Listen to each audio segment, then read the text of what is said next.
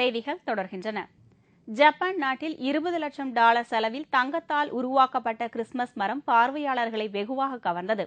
Japan தலைநகர் டோக்கியோவில் Christmas பண்டிகை கால விடுமுறை சீசன் தொடங்கியுள்ளதை முன்னிட்டு அங்குள்ள பிரபல நகைக்கடை நிறுவனம் 12 கிலோ சுத்தமான தங்கத்தை கொண்டு $20 லட்சம் செலவில் கிறிஸ்துமஸ் மரம் ஒன்றை உருவாக்கியுள்ளது.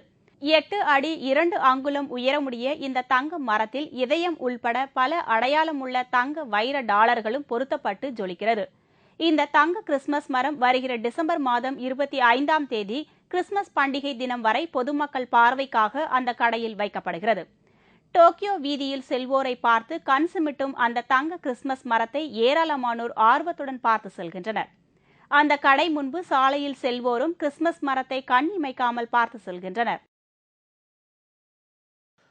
எகிப்து நாட்டில் இடைக்கால அரசுக்கு எதிராக கிளர்ச்சி வலுத்து வருவதை அடுத்து அந்நாட்டு அமைச்சரவை ராஜினாமா செய்துள்ளது. எகிப்து நாட்டில் கடந்த பிப்ரவரி மாதம் நடந்த உள்நாட்டு புரட்சியை அடுத்து அங்கு ஹோஸ்னி முபாரக்கின் ஆட்சி கவிழ்ந்தது. அதைத் தொடர்ந்து அங்கு இடைக்கால அரசு அமைக்கப்பட்டது. இருந்த போதிலும் ஆட்சி அதிகாரம் ராணுவத்திடம்தான் இருந்து வருகிறது. இதன் காரணமாக இடைக்கால அரசு மீதும் மக்கள் அதிருப்தி அடைந்துள்ளனர். இதையடுத்து இடைக்கால அரசுக்கு எதிராக பொதுமக்கள் கடந்த சில தினங்களாக அந்நாட்டின் உள்துறை அமைச்சக அலுவலகம் அமைந்துள்ள பகுதியில் உள்ள தக்ரீர் சதுக்கம் முன்பு போராட்டத்தில் ஈடுபட்டு வருகின்றனர். இந்த போராட்டம் நேற்று கலவரமாக மாறியதில் போலீசாருக்கும் கிளர்ச்சியில் ஈடுபட்டவர்களுக்கும் இடையே நடந்த மோதலில் 26 பேர் பலியானார்கள். 1700க்கும் மேற்பட்டோர் படுகாயம் அடைந்துள்ளனர். வருகிற 28ஆம் தேதி எகிப்தில் பொது தேர்தல் நடைபெறவுள்ள நிலையில் அங்கு மக்கள் இடைக்கால அரசுக்கு எதிராக போராட்டத்தில் ஈடுபட்டுள்ளனர். இதைத் தொடர்ந்து எகிப்தில் இடைக்கால அமைச்சரவையின் பிரதமர் ஏசாம் சாரப் தனது பதவியை ராஜினாமா செய்தார். அவரது அமைச்சரவையின் மற்ற அமைச்சர்கள் தங்கள் பதவியை ராஜினாமா செய்துள்ளனர். இதைத் தொடர்ந்து எகிப்தில் போராட்டம் நடத்தி வரும் கிளர்ச்சியாளர்கள் மகிழ்ச்சி அடைந்துள்ளனர். அமைச்சரவை பதவி விலகியதை அவர்கள் ஆடிப்பாடி கெய்ரோ வீதிகளில் கொண்டாடி வருகின்றனர்.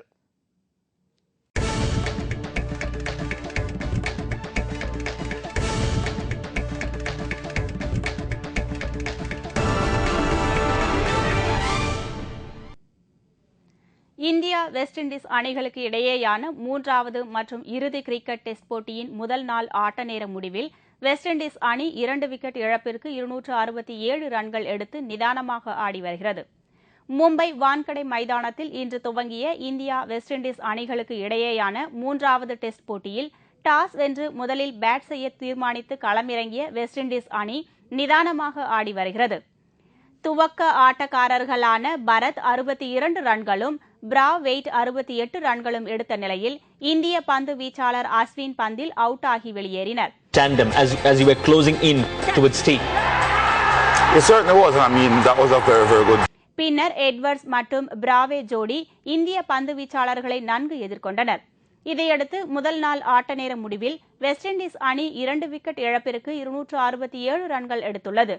எட்வர்ட்ஸ் 65 ரன்களும் பிராவே 57 ரன்னும் எடுத்து ஆட்டமிழக்காமல் உள்ளனர். இதனிடையே சர்வதேச டெஸ்ட் கிரிக்கெட் தரவரிசை பட்டியலில் இந்திய அணி 2ஆம் இடத்திற்கு முன்னேறியுள்ளது. தங்கம் மற்றும் வெள்ளி நிலவரம் வழங்குவோர் லலிதா ஜுவல்லரி, சென்னை, மதுரை. இன்றைய தங்கத்தின் விலை: ஆபரண தங்கம் 1 கிராம் 2701 ரூபாய், 1 பவுண்ட் தங்கம் 21608 ரூபாய், 24 கேரட் தங்கம் 10 கிராம் 28,885 ரூபாய். இன்றைய வெள்ளியின் விலை: 1 கிராம் வெள்ளி 59 ரூபாய் 55 காசுகள், 1 கிலோ வெள்ளி 55,125 ரூபாய். மீண்டும் முக்கிய செய்திகள்.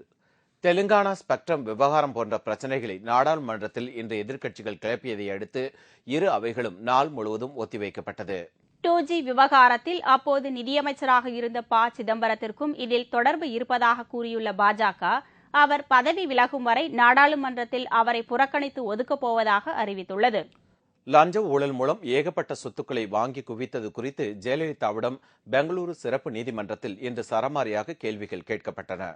நாட்டையே உலுக்கிய 2G ஸ்பெக்ட்ரம் ஊழல் வழக்கு விசாரணை இனி தீகா சிறையிலேயே நடைபெறும் என்று அந்த வழக்கை விசாரித்து வரும் சிறப்பு நீதிபதி OP சைனி அறிவித்துள்ளார். இதனால் 2G வழக்கில் குற்றம் சாட்டப்பட்டுள்ளவர்கள் விசாரணைக்கு கூட வெளியில் வர முடியாத நிலையில் உள்ளனர். இத்துடன் செய்திகள் நிறைவடைந்தன. மீண்டும் செய்திகள் இரவு 10 மணிக்கு. உங்கள் பிரச்சனைகளுக்கு உடனடி தீர்வு காண 30134600 என்ற கேப்டன் டிவியின் தொலைபேசி எண்ணை தொடர்பு கொள்ளவும். வணக்கம். வணக்கம்.